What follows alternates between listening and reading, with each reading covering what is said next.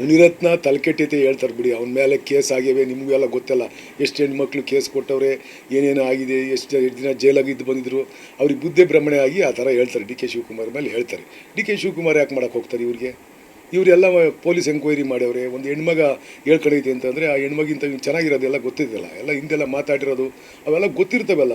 ಸುಮ್ಮನೆ ನಾವು ಮೀಡಿಯಾದ ಒಂದು ಹೇಳೋದು ಹಿಂದೊಂದು ನಮ್ಮ ನಡವಳಿಕೆ ಹೊಂದಿರೋದು ಎಷ್ಟು ಚೆನ್ನಾಗಿರುತ್ತೆ, ಅದು ಎಷ್ಟು ಚೆನ್ನಾಗಿರುತ್ತೆ.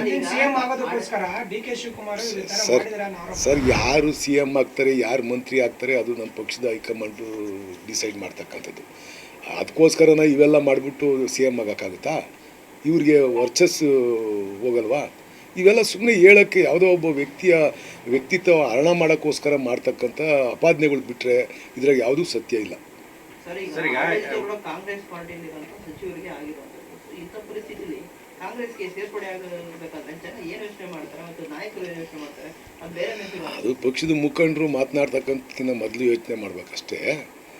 ಪಕ್ಷದ ಇಮೇಜ್ಗೆ ತೊಂದರೆ ಆಗುತ್ತೆ ಅನ್ನೋದ್ರ ಬಗ್ಗೆ ಅವ್ರಿಗೆ ಅರಿವಿರಬೇಕು. ಇಲ್ಲ ಅವರು ಸಂಬಂಧಪಟ್ಟಿರ್ತಕ್ಕಂಥ ಮುಖ್ಯಮಂತ್ರಿಗಳಿಗೆ, ಅವರು ಹೋಮ್ ಮಿನಿಸ್ಟ್ರಿಗೆ, ಮುಖ್ಯಮಂತ್ರಿಗಳಿಗೆ ಕಂಪ್ಲೇಂಟ್ ಕೊಟ್ಟು ಎಂಕ್ವೈರಿ ಮಾಡಿಸ್ಬೋದಾಗಿತ್ತು. ಅದನ್ನು ಹೌಸಲ್ಲಿ ಚರ್ಚೆ ಮಾಡ್ತಕ್ಕಂಥದ್ದು ಅಷ್ಟು ಸಮಂಜಸ ಅಲ್ಲ ಅಂತ ನಾನು ಭಾವಿಸ್ತೇನೆ. ಮಾಡಿ ಶಾಸಕ ಮಾಜಿ MLA ಮಂಜುನಾಥ್ ಅವರು ಇರ್ತಕ್ಕಂಥ 224ರಲ್ಲಿ 227 ಜನ ಹನಿ ಟ್ರಾಪ್ಗೆ ಆಗಿದ್ದಾರೆ ಅಂತ ಹೇಳ್ತಿದ್ದಾರೆ. ಸರ್ ಅದನ್ನೇ ಎಂಕ್ವೈರಿ ಮಾಡಲಿ ಅಂತ ಅಲ್ವಾ? ಉಪ್ಪಿಂದ ನೀರು ಕುಡಿತಾರೆ. ಯಾರು ಡ್ರಾಪ್ ಆಗಿಯವರು ಅವರು ಜೈಲಿಗೆ ಹೋಗ್ತಾರೆ, ಇಲ್ಲ ಅವ್ರ ಮೇಲೆ ಕ್ರಮ ಆಗುತ್ತೆ, ಅವ್ರು ಸಾರ್ವಜನಿಕ ರಂಗದಿಂದ ನಿವೃತ್ತಿ ಆಗಬೇಕಾಗುತ್ತೆ.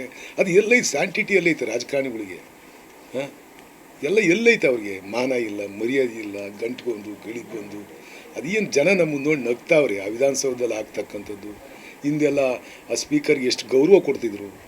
ಯಡಿಯೂರಪ್ಪ ಇದ್ದಂಥ ಸಂದರ್ಭದಲ್ಲಿ ಯಡಿಯೂರಪ್ಪ ಹಿಂದಿರುಗಿ ನೋಡಿರು ಅಂದರೆ ಇಡೀ ಅವ್ರ ಶಾಸಕರು 82 ಜನ ಇದ್ದರು, 82 ಜನ ಗಪ್ಚುಪ್ಪಾಗಿರೋದು. ವಿಷಯಾಧಾರಿತ ಚರ್ಚೆಗಳು ನಡೆಯವು. ಯಡಿಯೂರಪ್ಪ ಅವರು ವಿರೋಧ ಪಕ್ಷದ ನಾಯಕರಾದಾಗ ನಾನು ನೋಡಿದ್ದೀನಿ. ಈಗ ಅವ್ರನ್ನ ಹಗ್ಗ ಮುಗ್ದರ ಕಳಿಸಿಬಿಟ್ಟಿರ್ತಕ್ಕಂಥ ಗೂಳಿ ಥರ ಆಗೋಗಿ ಅವರಿಗೆ ಬಿ ಜೆ ಪಿಯವರು ಹೌಸಲ್ಲಿ. ಅವ್ರಿಗೆ ಹೇಳರಿಲ್ಲ, ಕೇಳರಿಲ್ಲ, ನಾಯಕತ್ವ ಇಲ್ಲ, ಒಬ್ಬರ ಮೇಲೆ ಒಬ್ಬರಿಗೆ ಕಂಟ್ರೋಲ್ ಇಲ್ಲ. ಹೋಗಿ ಸ್ಪೀಕರ್ ಮೇಲೆ ಎಲ್ಲಿಗೆ ತಗೊಂಡು ಹೋಗ್ತೀವಿ ನಾವು? ಏನು ಸಂದೇಶ ಕೊಡ್ತೀವಿ ಮುಂದಿನ ಪೀಳಿಗೆಗೆ? ನಾವೇನು ಸಂದೇಶ ಕೊಡ್ತೀವಿ?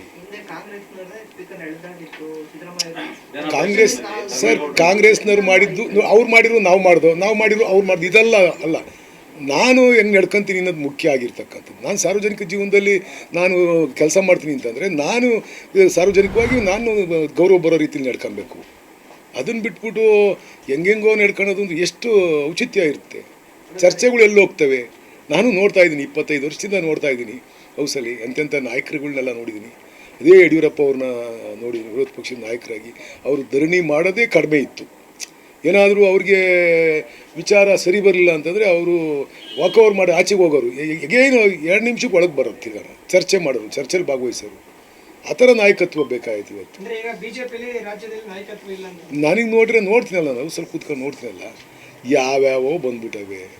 ಅದ್ರ ಬಗ್ಗೆ ಗೌರವ ಇಲ್ಲ. ಸುಮ್ಮನೆ ಹೊರ ಪ್ರಪಂಚಕ್ಕೆ ಜನಕ್ಕೆ ಅಷ್ಟೊಂದು ಮೂರ್ಖರವ್ರ. ನಾವಲ್ಲಿ ಹೌಸಲ್ಲಿ ಜನಕ್ಕೆ ಏನೋ ಸಂದೇಶ ಕಳಿಸೋದು ಅನ್ನೋ ರೀತಿಯಲ್ಲಿ ಮಾತಾಡ್ತೀವಿ. ಅದನ್ನು ನೀವು ಬರಿತೀರಿ ಪತ್ರಿಕೆಯಲ್ಲಿ. ಓದ್ಬಿಟ್ಟು ನಮ್ಮ ಆಟಗಳು ಗೊತ್ತಾಗಲ್ವ ಜನಕ್ಕೆ, ಸಾರ್ವಜನಿಕರಿಗೆ ಗೊತ್ತಾಗಲ್ವ? ನಮಗಿನ್ನ ಬುದ್ಧಿವಂತರವ್ರಿ ಜನ. ನಾವು ಏನೋ ಮೆಸೇಜ್ ಅಲ್ಲಿಂದ ಕಳಿಸ್ಬಿಟ್ಟು ಅಂತ ಅಂದ್ಬಿಟ್ಟು ಜನ ಅದರಿಂದ ಏನು ಬದಲಾವಣೆ ಬಯಸಲ್ಲ ಜನ. ನಮ್ಮ ಆಟಿಟ್ಯೂಡಿಂದ ನೋಡ್ತಾರೆ ಅವರು, ನೋಡಿ ನಮ್ಮನ್ನೆಲ್ಲ ನಿರ್ಧಾರ ಮಾಡ್ತಕ್ಕಂಥದ್ದು ಜನ.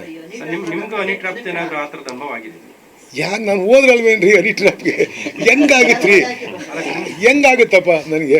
ಈಗ ನಾನು ಯಾವುದನ್ನ ಹೆಣ್ಮಗು ಮಾತಾಡಿಸಿ ಬತ್ತಿಯ ಕರೆದ್ರೆ, ಇಲ್ಲ ಅಲ್ಲಿಗೆ ಬಾ ಅಂದರೆ ಇಲ್ಲಿಗೆ ಬಾ ಅಂತಂದರೆ ನಾನು ಹನಿ ಟ್ರಾಪ್ ಮಾಡ್ತಾರೆ ಅಲ್ವಾ?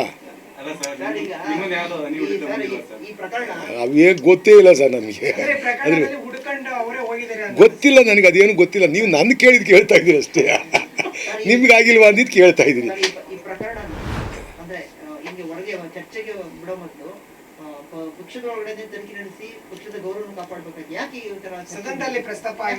ಯಾರು ಇದ್ರ ಬಗ್ಗೆ ಚರ್ಚೆ ಮಾಡಿರೋ ಅವ್ರನ್ನ ಕೇಳಿ ಸರ್, ನನಗೇನು ಗೊತ್ತಿರುತ್ತೆ ಸರ್? ನಾನು ಅಷ್ಟು ಮಟ್ಟಕ್ಕೆ